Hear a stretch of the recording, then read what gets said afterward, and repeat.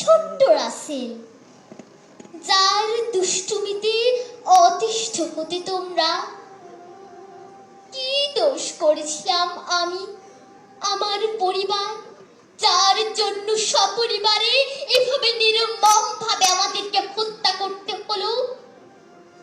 এটাই আমার পিতার দোষ ছিল?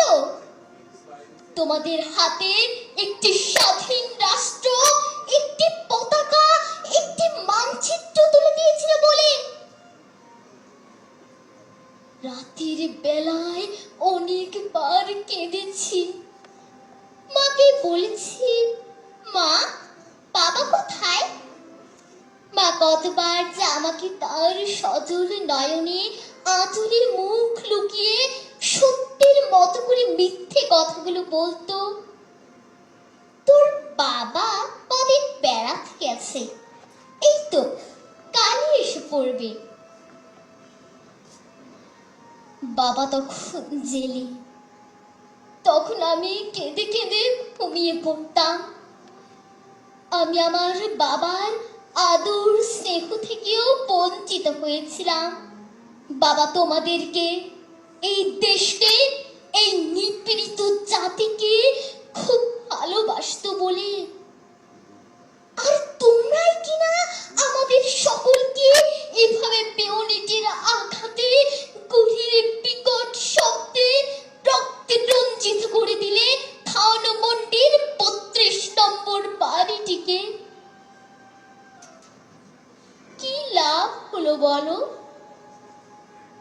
আমারও তো স্বপ্ন ছিল অন্য একটি নাগরিকের মতো করে বাঁচতে। স্বাদ ছিল আর লাভ ছিল। আমি রাসেল বলছি, আমি সেই সবুজের মতো নিষ্পাপ শিশুটি বলছি, যারা আমাকে, আমাদেরকে নির্মম ভাবে হত্যা করেছো, তারা এই বাংলার মাটি থেকে একদিন চিরতরে বিলীন হবে। কি দোষ করেছিলাম আমি, আমার পরিবার? তখন তো আমার বয়স সবে মাত্র 10-এ পা দিয়েছিলাম। তোমাদেরকে এতটুকু মায়া মমতা ছিল না? তোমাদেরকে আমার মতো আধ ভাঙা কোলের সন্তান ছিল না? তোমাদেরকে ক্ষমতার এতই লোভ ছিল? তাহলে বাবাকে বলে দিতাম। বাবাকে তো কোনোদিন তেমন করে পাইনি, তাতে কি হয়েছে?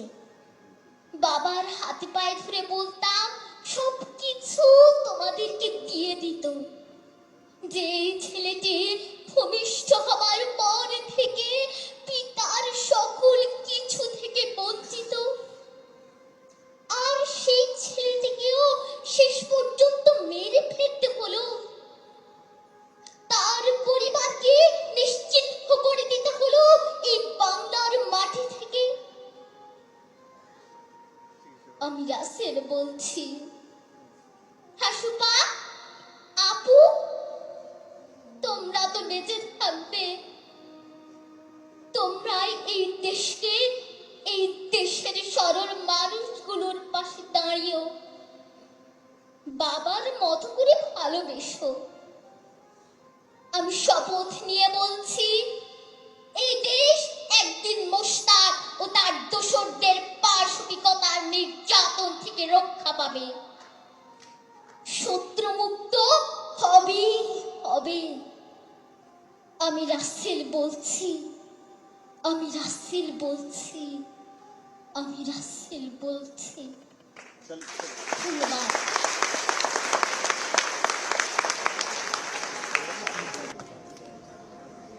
আরে বসো না কেন?